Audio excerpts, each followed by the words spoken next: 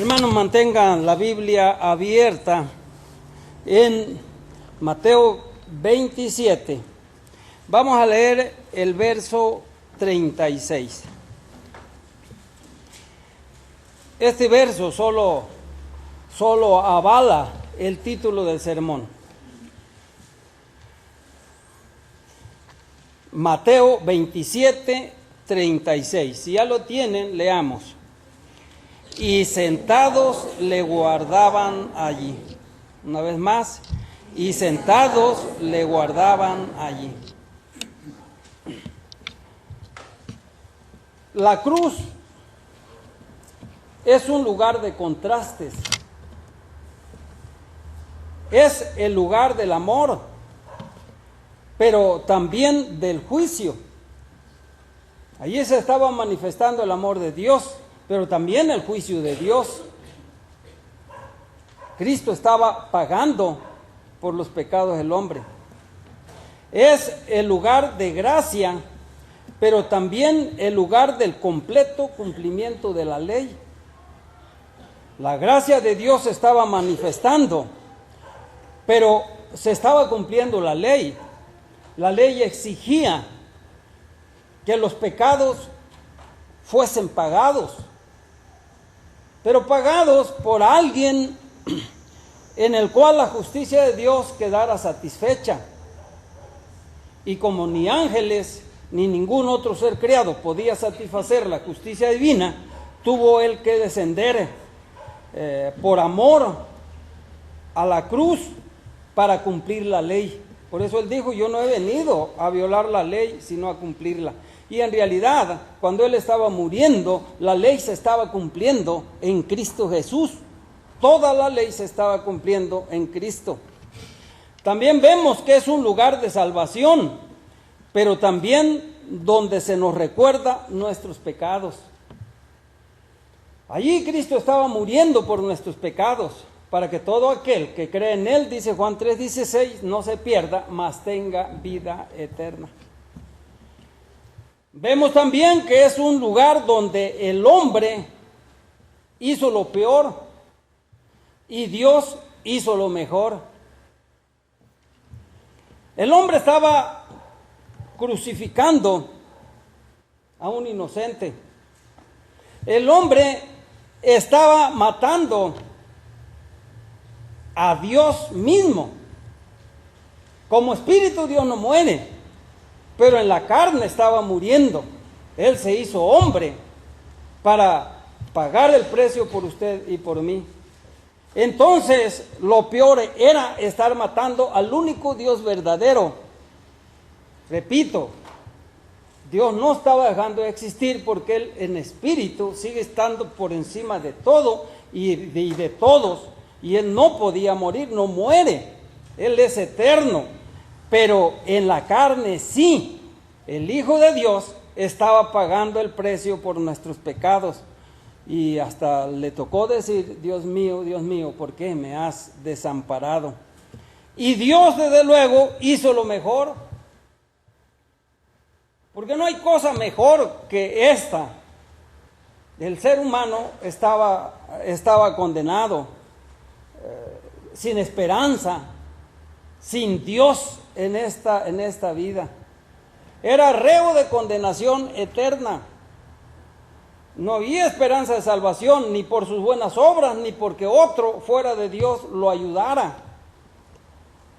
Así que al pagar Dios mismo el precio por nuestros pecados, Dios estaba haciendo lo mejor, aunque el hombre en ese momento estaba haciendo lo peor.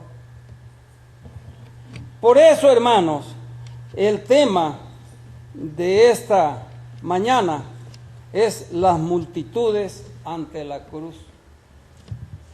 Dice el de Mateo 27, 36, y sentados le guardaban allí.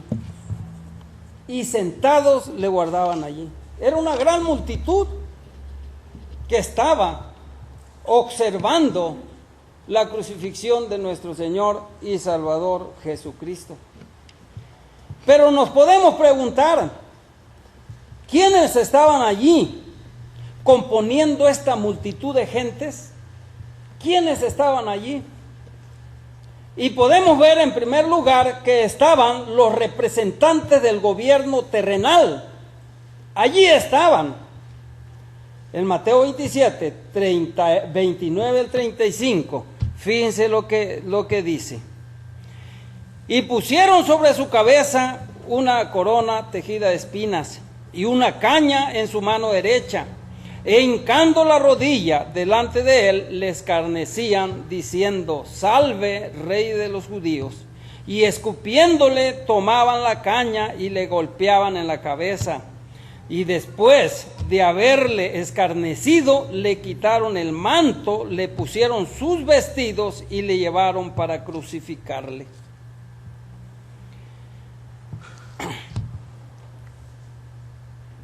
Dice el 32, cuando salían, hallaron a un hombre de Cirene que se llamaba Simón. A este obligaron a que llevase la cruz. Y cuando llegaron a un lugar llamado Gólgota, que significa lugar de la calavera, le dieron a beber vinagre mezclado con hiel, pero después de haberlo probado, no quiso beberlo. Cuando le hubieron crucificado, le repartieron entre sí sus vestidos, echando suertes, para que se cumpliese lo dicho por el profeta: partieron entre sí sus vestidos y sobre mi ropa echaron suertes. Allí estaban los representantes del gobierno terrenal, estaban ejecutando su obra. Los soldados y los líderes políticos allí estaban. Las crucifixiones en aquel entonces eran rutinarias para los soldados. Para los romanos era un medio común de pena capital. Tomaron a Jesús a la ligera. El manto, la caña, la corona, todo era para escarnecer al Hijo de Dios. Jugaron para ganarse sus vestidos. Echaron suerte, dice allí, para ganarse sus vestidos. Pilato estaba allí frustrado, haciendo componendas quizá furiosas por su carácter débil en este caso. Por lo general, los líderes del gobierno todavía están confundidos respecto a Jesús hoy día. No saben qué hacer con él. Tienen enfrente muchas cosas. Enfrente está la sociedad de ellos. Enfrente están las leyes que quieren estar cambiando continuamente para irlas adecuando al proceder de la gente. Pero también tienen enfrente la Biblia. Tienen enfrente al Dios de la Biblia. Y Cristo sigue estando presente en esta tierra. He aquí, yo estoy con vosotros todos los días hasta el fin del mundo. ¿Qué hacer bajo todo esto? Los gobiernos, los líderes del gobierno todavía están confundidos respecto a Jesús. Marchas de miles de gente, de homosexuales y lesbianas. La que sucedió en México parece que eran 35,000 o más gentes, la que acaba de suceder apenas en México. La que sucedió aquí en Jalisco, otra marcha de esta gente. Y el gobernador enfrente, queriendo mediar, queriendo quedar bien con toda la gente, pero con los únicos que quedan mal es con Dios y con su hermosa y santa palabra. Algún día el gobierno estará frente de nuestro Señor Jesucristo para ser juzgados por Él. Entonces sí, el poder humano se vendrá abajo y solamente estarán como pecadores frente de la presencia santa de Dios para ser juzgados por la forma de vida que vivieron aquí y por específicamente qué hicieron con el Señor Jesucristo aquí en esta tierra. Por eso, hermanos, ¿quiénes estaban componiendo esta multitud de gente? Pues estaban los representantes del gobierno terrenal, allí estaban. Pero también en segundo lugar estaban los representantes del fracaso social, allí estaban presentes. Dice el verso 38, entonces crucificaron con él a dos ladrones, uno a la derecha y otro a la izquierda. Allí estaban los representantes del fracaso social. Algo había salido mal en la vida de estos ladrones. Las elevadas esperanzas de sus padres y de otros habían fracasado. Sus propias esperanzas y sueños en la edad temprana también fracasaron. Los esfuerzos de la sociedad por enderezarlos fracasaron también. Allí estaban, siendo crucificados con nuestro Señor y Salvador Jesucristo. Pero hermanos, la Biblia es clara cuando dice que Jesús vino para encontrarse con esta clase de personas, con todos los pecadores y cambiarlas, si estos se arrepienten y lo aceptan como Señor y Salvador. El Hijo del Hombre vino a buscar y a salvar lo que se había perdido. Pero estaban presentes allí los representantes del fracaso social.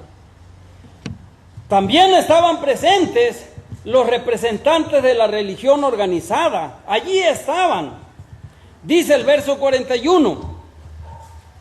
De esta manera también los principales sacerdotes, escarneciéndole con los escribas y los fariseos y los ancianos, decían.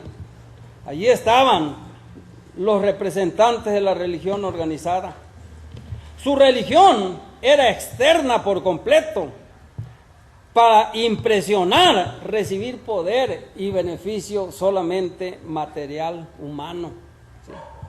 Habían sido los principales instigadores para llevar a la cruz a nuestro Señor Jesucristo y crucificarlo. Ellos eran los que instaban a la gente para que gritaban, crucifícale, crucifícale.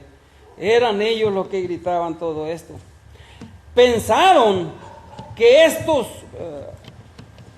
aseguraría sus posesiones, el prestigio y el poder en su vida. Lo estaban defendiendo. En cambio, su muerte hizo pedazos el poder de ellos.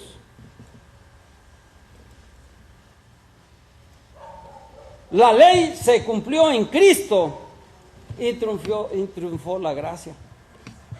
Quizá pensaron que con crucificarlo podían ganar, pero en realidad lo que estaban haciendo era dando el triunfo a nuestro Señor Jesucristo y para que Él pudiera pagar el precio por nuestros pecados, y de esa manera usted y yo pudiéramos tener esperanzas de vida eterna, y de esa manera triunfara la gracia y el amor de nuestro Señor Jesucristo. Allí estaban los representantes de la religión organizada. Dice claramente el verso 41, de esta manera también los principales sacerdotes, escarneciéndole con los escribas y los fariseos y los ancianos. Fíjense bien, estaban todos sumamente organizados allí. Seguían instando, seguían viendo que todo se llegara hasta el final, hasta el fin de todo. Pero también vemos, hermanos, en cuarto lugar, para seguir preguntándonos quiénes estaban presentes allí, también estaban los representantes de todos los reincidentes. Allí estaban presentes, allí estaba presente. Nos dice Mateo y otro evangelio. Allí estaba Pedro. Él es el representante de los reincidentes, es decir, aquellos que siguen a Cristo, le queda el mal, caen y retroceden. Allí estaba presente Pedro, el que había declarado que jamás dejaría a Cristo. Pedro, el que había escogido la multitud y lo siguió de lejos. Él no se distinguió entre todos, quería parecerse con los demás para pasar inadvertido, aunque no pudo hacerlo. Pedro, el que negó 3 veces a nuestro Señor. Pedro, el que salió y lloró amargamente, arrepentido por el mal que había hecho. Los reincidentes pueden volver a Jesús y ser perdonados. Pedro lo fue. Y todos los que llegamos a caer, fracasamos y negamos a Cristo, tenemos esperanza si nos arrepentimos y volvemos al Señor, arrepentido como lo hizo Pedro. Pedro fue perdonado, fue restaurado y llegó a ser uno de los líderes más grandes que tuvo el cristianismo en el Nuevo Testamento. Un Pedro inquebrantable posteriormente, un Pedro que se enfrentaba a la muerte y al último se enfrentó a la muerte, muriendo crucificado como murió su Señor y Salvador. Aunque dice la historia que murió con la cabeza hacia abajo porque no se sintió digno de morir como murió su Señor y Salvador. Este Pedro, aunque representa a todos los reincidentes, aquellos que caen, aquellos que fracasan, pero también está representando la solución de los problemas. No todo está perdido. Debemos saber que aunque caigamos, que no es la voluntad de Dios que usted y yo caigamos, pero por nuestro libre albedrío y por las malas decisiones, a veces caemos. Entonces hay esperanza. La hubo en Pedro, y la hay en usted, y la hay en mí, o la hay en todos los que lleguen a caer, si se vuelven al Señor arrepentidos. Dice la Biblia que Pedro salió y lloró amargamente. Este era un sincero arrepentimiento, eran lágrimas de arrepentimiento sincero. Desde luego que Dios estaba viendo todo eso, inclusive Dios sabía que a Pedro le iba a pasar esto, y Él lo pronosticó con tiempo. ¿Quién más estaban allí? De la multitud estaban los representantes de todos los quebrantados de corazón. Allí estaban. Fíjense lo que nos dice el Evangelio según San Juan. Juan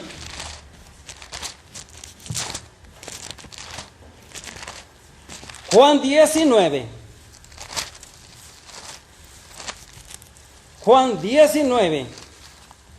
25 al 27.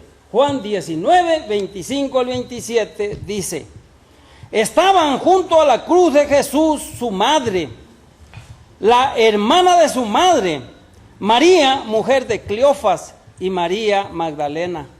Cuando vio Jesús a su madre y al discípulo a quien él amaba, que estaba presente, dijo a su madre: mujer, he ahí tu hijo. Después dijo al discípulo: he ahí tu madre. Y desde aquella hora el discípulo la recibió en su casa. ¿Quiénes más estaban allí, hermanos? Estaban los representantes de todos los quebrantados de corazón. Allí estaban los pocos fieles ante la cruz. También estaban presentes, gracias a Dios. Estamos, usted o yo, llenos de aflicción o desesperación. Sentimos que hemos fracasado. Jesús murió para limpiar estas lágrimas y darnos paz y gozo. No debemos vivir derrotados ni en amargura. Cristo murió y resucitó, y en Él somos más que vencedores. Podemos ser fieles al Señor aún en las peores circunstancias. Aquí está el ejemplo. A pesar de que el Espíritu Santo de Dios no moraba todavía en ellos permanentemente, allí estaban presentes, les pertenecía. Acuérdense que el Espíritu Santo empezó a morar permanentemente en ellos a partir de Hechos 2, cuando regresó el Señor, ascendió al cielo y el Espíritu regresa y empieza a morar permanentemente en todos sus hijos. Antes no lo hacía. Antes eran utilizados por Dios, sí, eran ayudados y utilizados por el Espíritu Santo, pero no morando permanente el Espíritu Santo en ellos. Pero allí estaban, fieles al Señor. Allí estaba Juan, el discípulo amado. Allí estaba su madre. Allí estaban otras mujeres salvadas por nuestro Señor y Salvador Jesucristo, que habían andado en su ministerio terrenal. desde que fueron salvadas por Él. Entonces, hermanos, ¿quiénes estaban allí? Los representantes de todos los quebrantados de corazón, allí estaban presentes. ¿Quiénes más estaban allí? Estaba, hermanos, un espectador que vio todo. Fíjense lo que nos dice, vayamos a Mateo 27, una vez más. Mateo 27, 54, dice, el centurión y los que estaban con él guardando a Jesús, visto el terremoto y las cosas que habían sido hechas, temieron en gran manera y dijeron, verdaderamente este era el Hijo de Dios, verdaderamente este era el Hijo de Dios. ¿Quién estaba allí? Estaba un espectador que lo vio todo, el centurión romano que creyó y reconoció que Jesús era Dios. Su ejemplo es un buen ejemplo a seguir por todos. Hay que vernos cada uno de nosotros ante la cruz y preguntarnos, ¿a quién represento yo? ¿A quién representa usted? Veámonos ante la cruz en toda esta multitud de gente. ¿A quién representamos?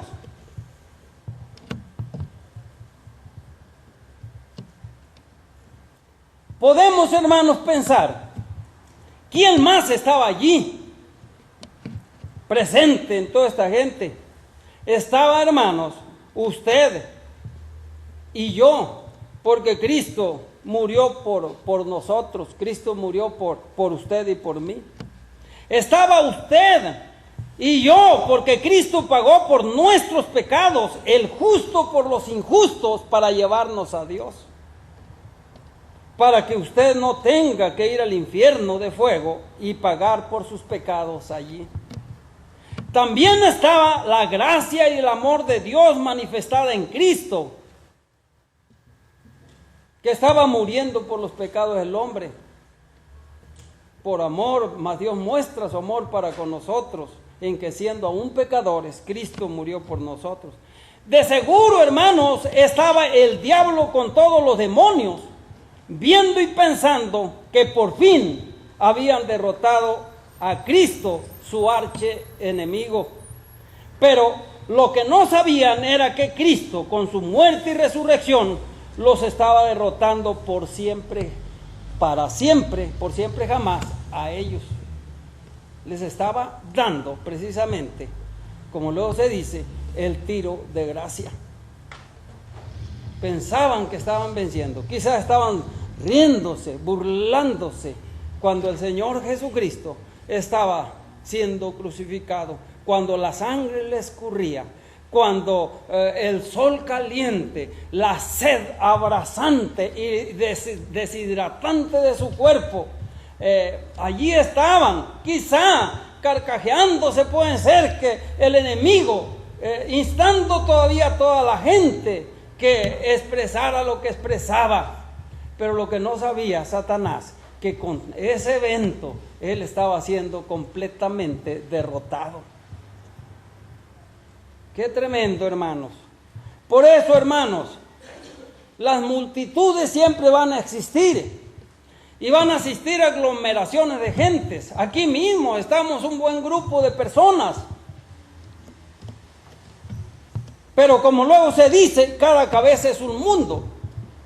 Tenemos que tener mucho cuidado cuáles son nuestros sentimientos, nuestros pensamientos, nuestras decisiones, nuestras acciones, para que en esa multitud podamos representar el bien, podamos representar a Cristo Jesús, podamos ser verdaderos seguidores de Él y ser fieles en lo que Él nos manda. De esa manera vamos a ser como aquellos, aunque sea pocos, pero allí estaban en la cruz, en el discípulo amado, en el que el Señor le dijo a su madre: mujer, he allí tu hijo, hijo, he allí tu madre, hazte cargo de ella, ya no estaré presente físicamente, hazte cargo de ella, aquí te la entrego, es una persona fiel, una persona que me amas, una persona que me sigues fielmente, yo te hago cargo te doy a encargo mi madre, físicamente hablando, hazte cargo de ella, y tu madre, trátalo como si fuera tu propio hijo, trátalo como si fuera yo, y ayúdense mutuamente.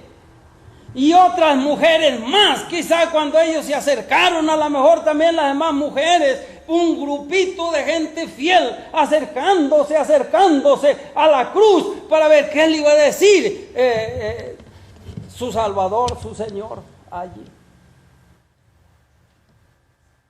¿A quién representamos? Usted y yo.